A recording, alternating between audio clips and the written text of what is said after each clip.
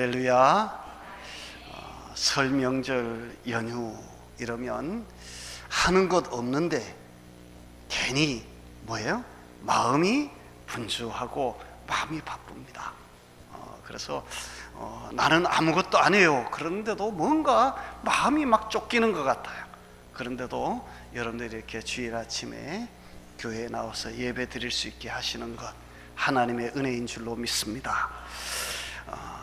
우리가 이 설 명절이 이제 며칠 앞에 다가와 있는데, 설날 그러면 여러분들 뭐가 제일 먼저 생각나십니까?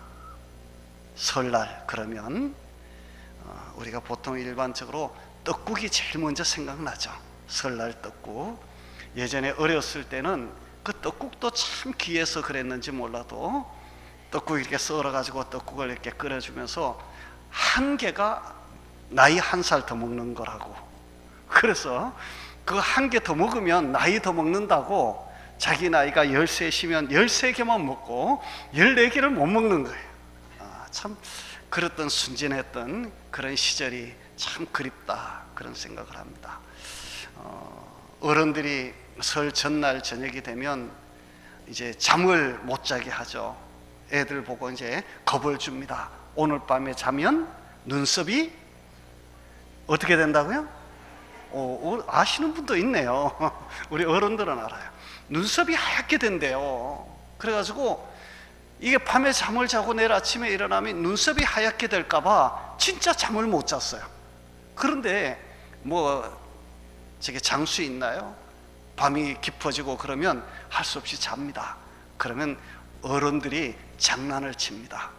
하얀 밀가루를 물에다 싹 깨가지고 눈썹에다가 싹 발라놓고 아침이 됐을 때 야! 눈썹 하다! 막 그러면 이제 애들이 놀라가지고 거울을 쳐다보면 진짜 눈썹이 하얗잖아요. 막 울고 막 그렇게 하는 그 일들도 있고 그랬었는데, 지금은 하도 애들도 약아가지고 이제는 그런 농담도 안 통하고 그런 장난도 안 통하는 그런 시절이 되어버렸습니다. 참 그립다, 그런 생각을 합니다.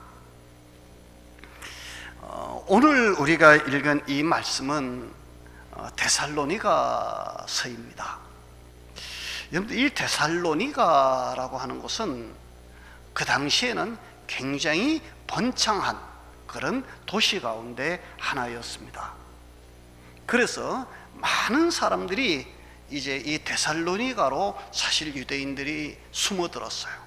그러니까 예수 믿는 사람들의 핍박을 피해서 도망을 갔는데, 그 많은 사람들 중에서 데살로니가로 간 사람들이 상당히 많아서 이 데살로니가 교회는 사실 사도 바울이 2차 전도 여행 때 이제 그 개척해서 세운 교회이기는 하지만 이미 그 안에 사실은 자생하고 있었던 교회 가운데 하나가 데살로니가 교회예요. 그래서 데살로니가 교회는 다른 교회와는 좀 다른 어떤 특별한 그런 모습을 보입니다. 그런데도 불구하고 이 데살로니가 교회는 여러 가지 문제들이 있었습니다. 그 문제 가운데 가장 큰 것이 무엇이었느냐 하면 예수님의 재림이 임박했다. 그러니까 주님이 곧 오실 것이다. 이런 생각들이 이 데살로니가 교회에는 상당히 많이 이렇게 퍼져 있었어요. 그러다 보니까 여러분, 주님이 곧 오실 거예요. 그러면 여러분 어떻게 사실 거예요? 예를 들면 주님이 한 달 후에 오신다. 정말 그것이 여러분들의 마음속에 확실히 믿어진다.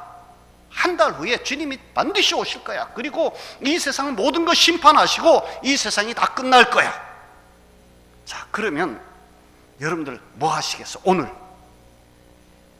한 달 후에 진짜 주님이 오신다면, 아니 한 달까지 좀 너무 급하면 한 1년 후에 정말 주님이 오신다. 1년 후 오늘쯤 주님이 오신다. 그것이 확실하다면 여러분들 어떻게 사시겠어요? 집 사려고 애쓸까요? 아니요. 뭐 할 거예요? 집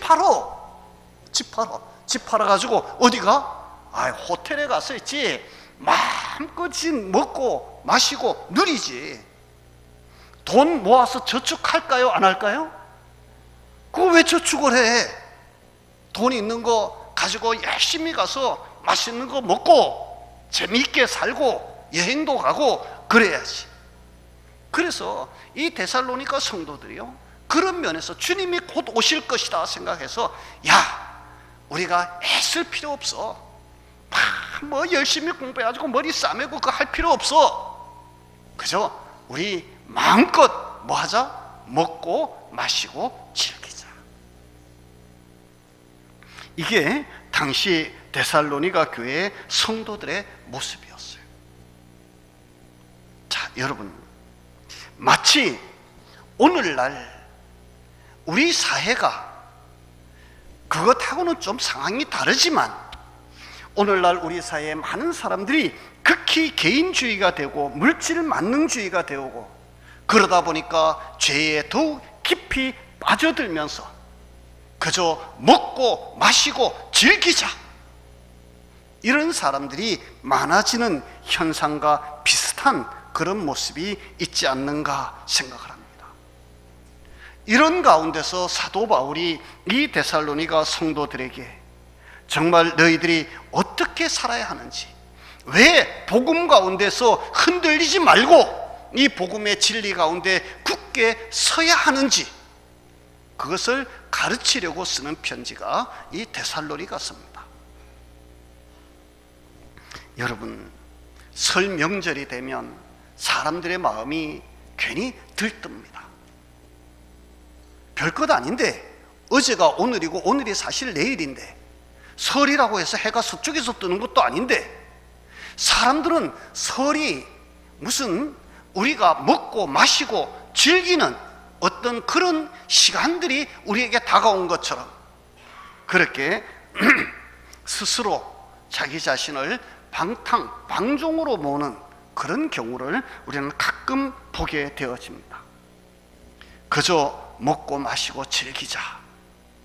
아이고, 설인데 까짓거 야, 한잔해 한잔해. 그래서 서로 마시고, 아이고, 설인데 우리 맛있는 거 먹어야지. 먹고, 뭐 설에 또 음식도 풍성하니까 좋잖아요. 그런 분위기 가운데 우리가 놓일 때에 정말 오늘 이 데살로니가 성도에게 주셨던 이 말씀의 의미를 한번 우리가 생각하면서, 우리는 이런 세상의 분위기에 휩쓸리지 아니하고 우리 믿는 사람들은 이렇게 좀 살았으면 좋겠다. 그래서 오늘 본문의 제목을 이런 명절이 되기를 그렇게 잡아보았습니다. 이런 명절이 되었으면 좋겠다. 자, 여러분, 첫 번째, 오늘 성경 말씀을 보면 사도 바울은 이 데살로니가 교회 성도들을 향하여 그럼에도 불구하고 감사하는 몇 가지 감사의 조건을 제시를 합니다.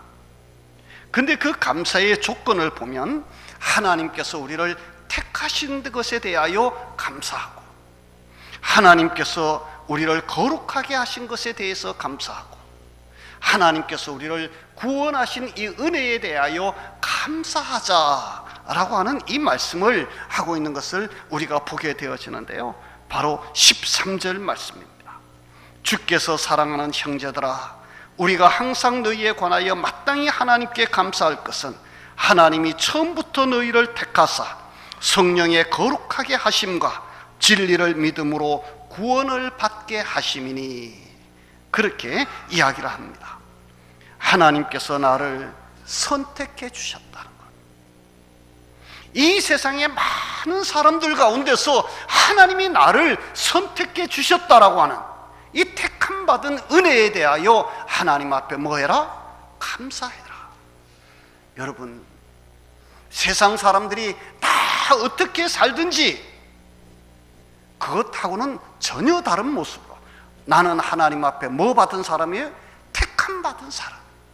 나는 하나님 앞에 선택을 받은 사람. 이 자부심을 가지고 택함 받은 성도로서 하나님 앞에 감사하는 은혜가 여러분들에게 꼭 있으시기 바랍니다. 두 번째는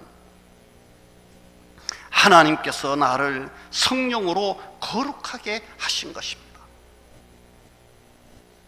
우리 자신이 아무리 우리 자신을 봐도 나는 죄인이지만 하나님은 성령을 우리에게 은혜로 주시고 우리를 거룩하게 막 구별해 주셨다는 것입니다. 하나님이 나를 거룩한 백성으로 구별하셨으니 하나님 감사합니다. 하나님의 그 뜻을 받들어 나도 성령 안에서 늘 거룩한 삶을 살도록 힘쓰고 애쓰겠습니다. 이 은혜가 이 설명절에도 계속되어지기를 바랍니다. 세 번째는 구원의 은혜입니다. 여러분, 하나님이 나를 구원해 주셨어요. 구원이라고 하는 말은 여러분들이 종종 많이 우리 들었잖아요. 하나님이 나를 건져 주셨어요. 그 죄악의 늪에 빠져서 멸망의 구렁텅이로 빠져들어가는 우리를 하나님께서 손 내밀어서 우리를 잡아주시고 건져 주셨어요. 하나님이 나를 죽음에서 건져 주셨어요. 이 은혜에 감사할 수 있는 여러분들이 되시기 바랍니다. 여러분, 우리 하나님 앞에 감사하시기 바랍니다. 설 명절 기간 동안 정말 여러분들이 시마다 때마다